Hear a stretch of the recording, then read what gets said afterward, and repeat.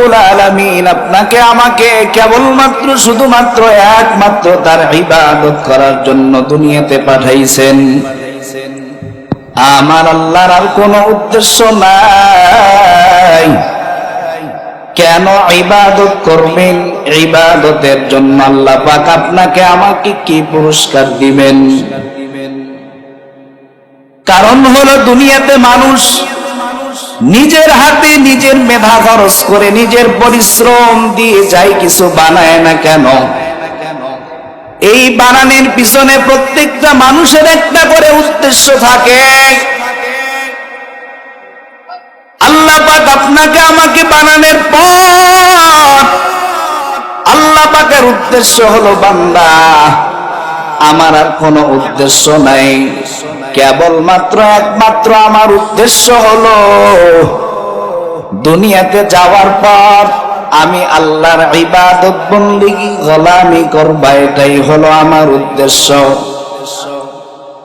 কারণ কি, আমি আল্লাহ তোদের বড় আদর করিয়া, বড় মায়া করিয়া, বড় দয়া করিয়া বানাইছি।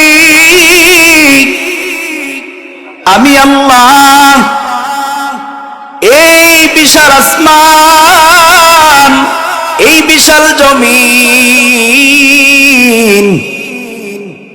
ফি সিত্তাতি আইয়ামিন সুম্মা ইস্তাওয়া আলাল আরশ, এই বিশাল আসমান আর বিশাল জমিন মাত্র 6 দিনে আমি আল্লাহ পাক আমার কুদরতি নিজাম দ্বারা তৈরি করেছি। কিন্তু বান্দা, তোরে তো আমি এই 6 দিন 6 সপ্তাহ 6 মাস লাগায়া বানাই নাই।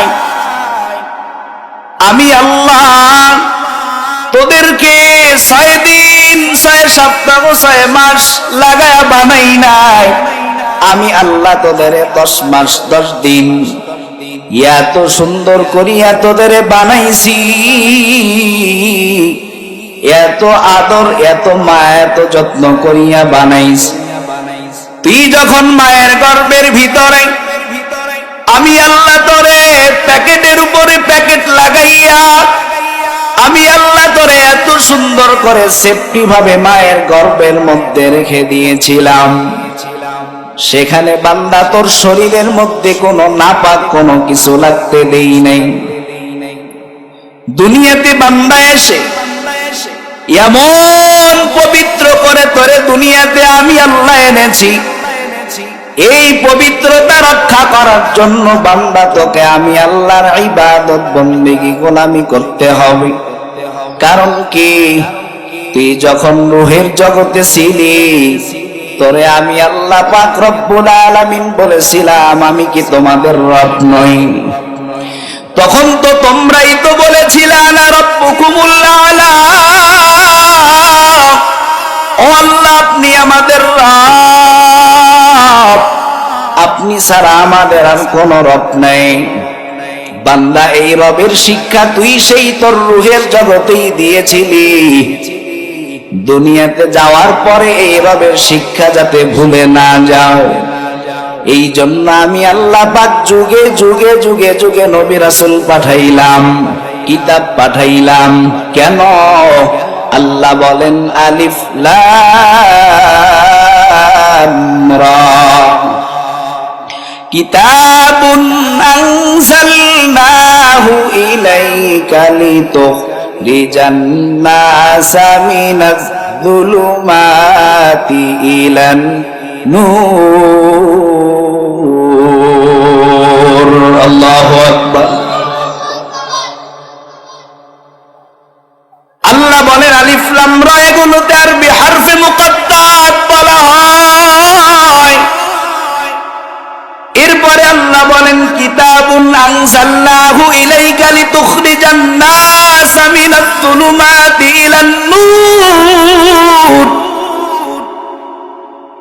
এই কিতাব আমি দুনিয়াতে নাজিল করেছি, এমনি এমনি নাজিল করি নাই।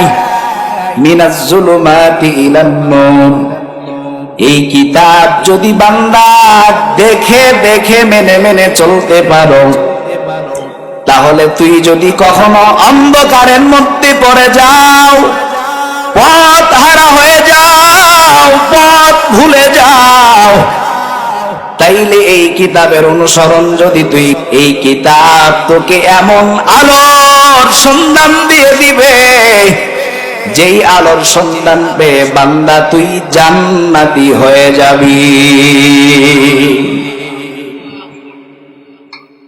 এরে নবীর উম্মতের দল,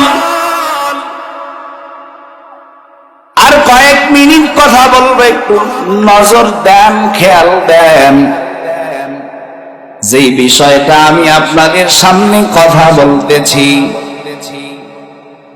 দেখি তো বলতে পারেন নাকি আমাকে আপনাকে এই পৃথিবীতে যা কিছু আমরা দেখি আর দেখি না, সব কিছুরে যিনি বানাইছেন তিনি কে? আর একটু আওয়াজ দিয়া বলেন না আল্লাহ। এরে নবীর উম্মতের দল, আল্লাহ যেহেতু আপনারে আমারে বানাইছে, আমার আল্লাহর একটা উদ্দেশ্য আছে। আল্লাহ বলেন না, ফাহাসিবতুম আন্নামা খালাকনাকুম আবাসা ওয়া আন্নাকুম ইলাইনা লা তুরজাউন।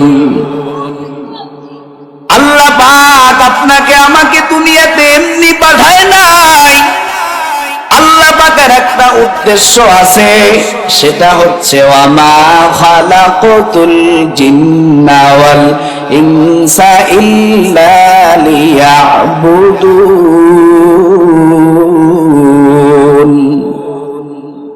সেটা হচ্ছে আপনারে আর আমারে, এর আগে দুনিয়াতে জিনেরা বসবাস করত, সেই জিন জাতিরে আল্লাহ শুধুমাত্র একমাত্র তার ইবাদত, তার গোলামি, তার দাসত্ব করার জন্য বানাইছে। এটা যদি করতে পারে, আল্লাহ পাক রব্বুল আলামিন ওই কিয়ামতের দিন এমন এক জান্নাতের সুসংবাদ আমাকে আপনাকে দিবে।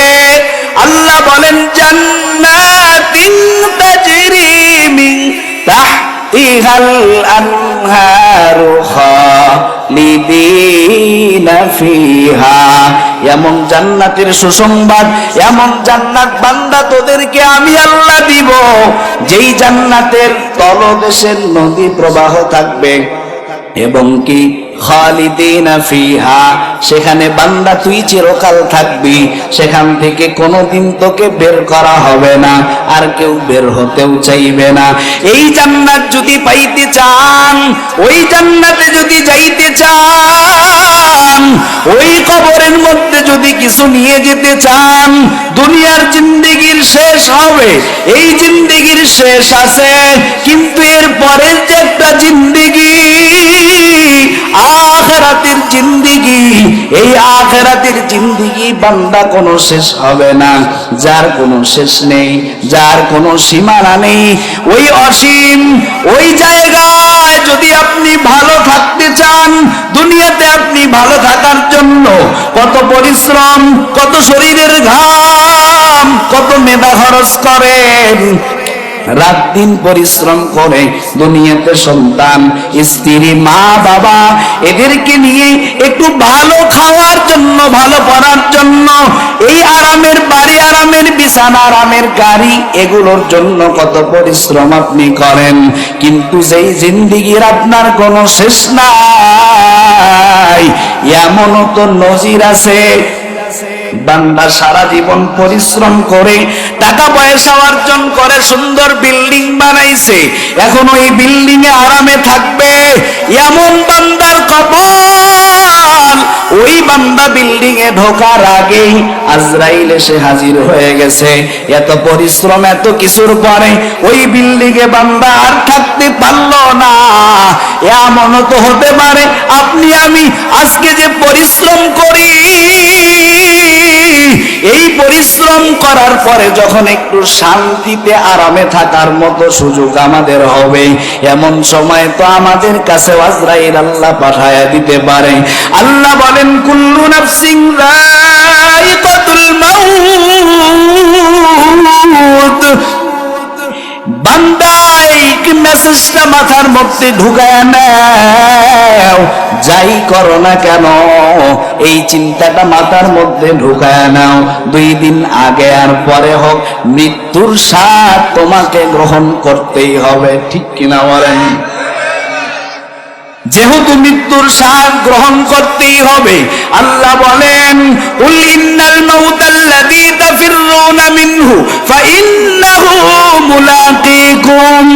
এ গোলাম, তুই যদি এই মৃত্যু থেকে পলায়ন করতে চাও, এই মৃত্যু থেকে যদি তুমি পলায়ন করার জন্য সামনের দিকে দৌড়াও, এই দৌড়াইতে দৌড়াইতে কি হবে জানো? ফাইন্নাহু মুলাকীকুম, এই মৃত্যু তোমার সামন্দিক থেকেই তোমার সাথে মোলাকাত করবে। শুধু তাই না, এই মৃত্যু থেকে যদি তুমি পালানোর জন্য আইনামা তাকুনু ইদরিকুমুল মাউতু ওয়ালাউ কুনতুম ফি বুরুজিম মুশাইয়াদা, এই মৃত্যু থেকে পলায়ন করার জন্য যদি তুমি সীসা ঢালা দুর্গের মধ্যে লুকাও, এরপরেও বান্দা ওইখানেও মৃত্যু তোমার সাথে মোলাকাত করবে।